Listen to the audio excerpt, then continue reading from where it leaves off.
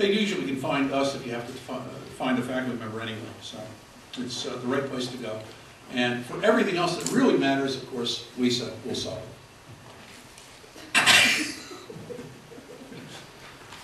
I'm getting back at her for what she makes me do in the admissions process. Okay, now, we have two other little matters that I think you should think about. We have things like today. Well, this is really a seminar, but I will talk about seminars, and I'll talk a little bit about a job. Basically, why are there seminars? You know, it's like Bill Cosby's question, why is there air? Okay, we know why there's air. Well, basketballs. Why are there seminars? What are they? Why do people go to them? What's the sense of it? What are the benefits of going, of asking questions, of presenting? Think about that. Basically, you want to find out when your paper is still not firmly fixed in print. What you'd like to do is present it to a group who you hope are smart enough and savvy enough to give you some really good ideas about what's wrong, but what can be done better, about things you hadn't thought of.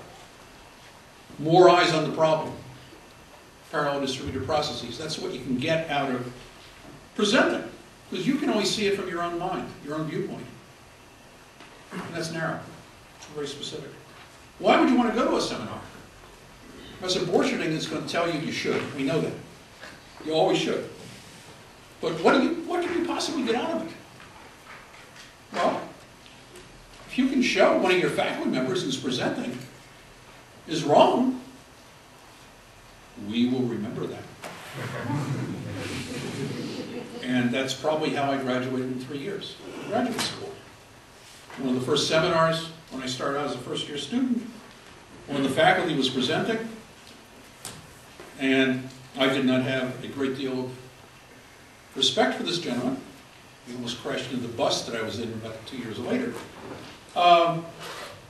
Basically, it was a time in which more bodies got tenure. Okay, it was when we were ramping up in the 1960s. More and more people going to school to avoid the draft, and basically somehow the man got tenure. Presents a seminar, and 30 minutes into it, I asked a question. And just like he did in class, he waffled. I asked again, and the thing sort of petered out in the next 10 minutes. Basically, the point of a seminar, one point of a seminar, especially for the young, is to count coup. You're there to show that you can shove that spear into the buffalo. And you can ask a question that really pushes the person. You saw that with our presentation that we had when Benoit asked the question. That was neat. And he did it so gently when we were over at Berkeley. And, you know, a big build-up to the question usually is not a good idea for a graduate student. He's a faculty member, he can do these. He also was a superb setup anyway for his question, but basically just ask the question and just see what happens. One of my students eventually got the reputation of being called superglue, because at meetings and seminars he would ask questions, didn't get answers that were satisfactory, he would keep asking and asking and asking. You couldn't get rid of him. He became president of Public Choice Society. You know, these things are good, sometimes. Now, a job. I can't tell you a great deal about it since I have not tried to get a job in 16 years. Okay? Some people on the panel have more recent experience, possibly, including our new visitors who are coming in trying to get jobs with us in economics. So, what can I say about it? Well, one thing is real simple. Okay, when you get a job, one of the things you've got to do is convince people that they want to interview you. Convince them that they should interview at the meetings. All they've got typically to look at, very simply, in most cases, is the vita. You're trying to show on your vita, your basic marketing tool, why you're somebody they want to talk to more. Okay, what do you want on your vita? That's for you to answer. So the type of job, type of career you want to start, you've got to figure out what you want that vita to look like when you hit the job market. Once you know what you want it to look like, you want to have these things done. Teaching, publications, whatever, presentations. You want those on the vita. So how do you get there? Given that endpoint, how do you back out getting to it? What do you have to do? Do you write class papers that you throw away? Do you write papers that you hope you can take toward something to submit to a journal?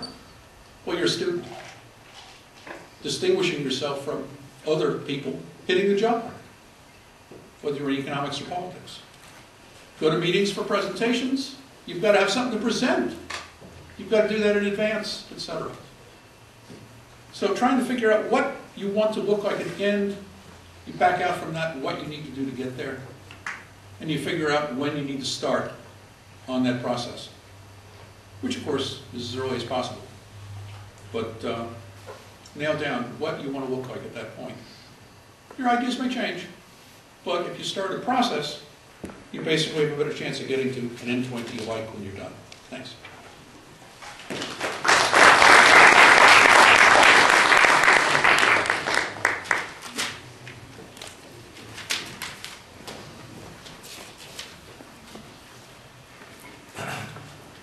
Well, first of all, I should thank everyone for coming. This was, I have to admit, I was a little unsure, given the nature of the topic, sort of how many folks would actually be here. I wasn't sure if it would be more compelling or less compelling. So it's at least equally compelling, it appears, so I'm sort of happy to see that. I think There's pizza, too. Yeah, well, that's true. But there's always pizza, so you never know. That's sort of a constant effect, right? So the topic, of course, is sort of what's not in the curriculum, or sort of what additional things can you learn that you don't get from the classroom setting. Now, I got invited to be a part of this seminar. I think mostly because I just have the office next to Art, and he was probably looking for someone, and I happened to be in the office that day. Because really, I'm only sort of 2 years removed from graduate school.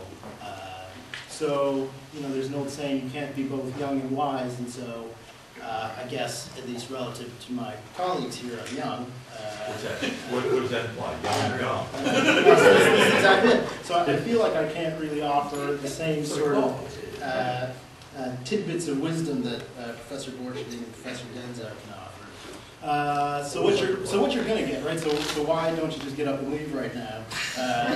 Is that there are. So what I'm going to offer is some observations from sort of my own recent experience, sort of walking through, and to the extent that they can be insightful, hopefully that's helpful. So Professor Denzo ended off with talking a little bit about the job market for PhD students, and this is a little bit different than the job market for a master's student, and of course we have both here. But either way, so I'm just going to transition from that and then go into sort of some of the things I was thinking about talking about here. One of the things I think that's important when you go on the job market as a PhD student or as a master's student, or really, so Professor Denzo was talking about asking questions at seminars, all these sorts of things. Consistently across these things, one of the things you want to do when you're in graduate school is to develop some storylines, right? Because what's important about your research, or what's important about your experience, isn't that you took class A, B, C, and D, and you wrote this paper, and you wrote that paper, and you worked with so-and-so, but you need some kind of narrative. You need something that's going to sort of compel people to pay attention to you.